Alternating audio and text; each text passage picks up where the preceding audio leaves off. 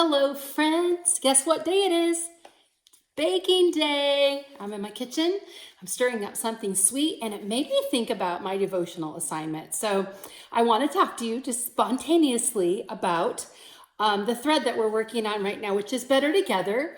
And I was given a wonderful assignment about being able to talk about people who have blessed me in my experience with life groups. So probably going to put this wooden spoon down because otherwise you're going to just see it stirring at the air.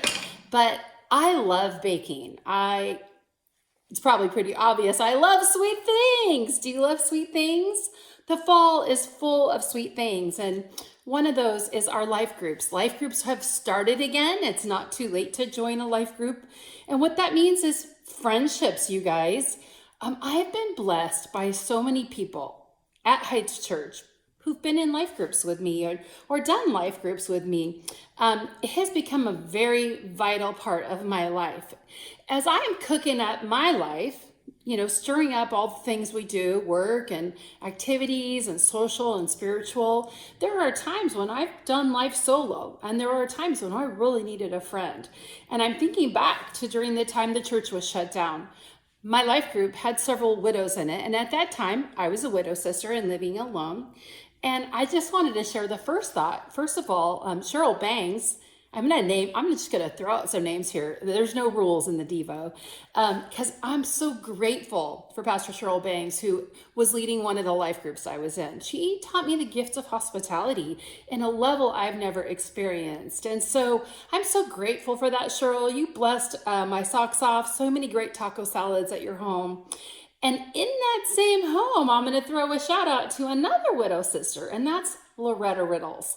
Loretta, you and I both knew this. When we were doing life alone during the great shutdown, we literally, working from home and not going to church, we chose as a pod to see each other a few times during that time. And one of those times, Loretta, you asked me if you could hug me, and we threw our arms around each other, and literally, I'm not going to lie, we slow danced in Cheryl Bangs' driveway. I'm not ashamed to say that. I love you, sister. My life group has given me an opportunity to just feel the support and encouragement that otherwise I don't know what I would have done. 1 Thessalonians 5:11 says, "Therefore, encourage one another and build one another up, just as you are doing." Pastor Craig said Sunday, "Who stands with you?" And we should all be examining this, not just who stands with us, but who are we standing with?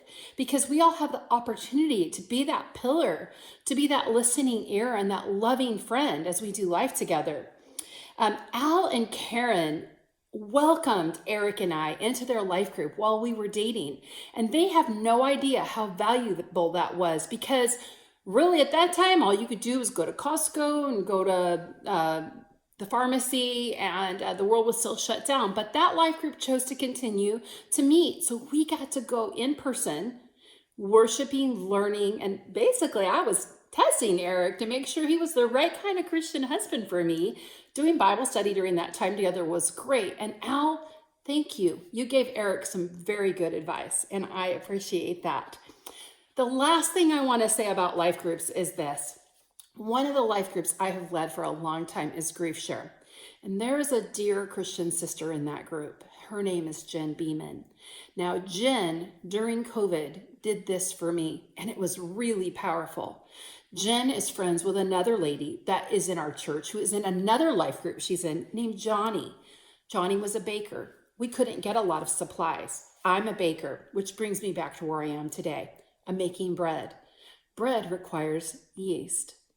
Johnny and Jen had yeast and I had flour, but they didn't have flour and I didn't have yeast. Do you see where I'm going here?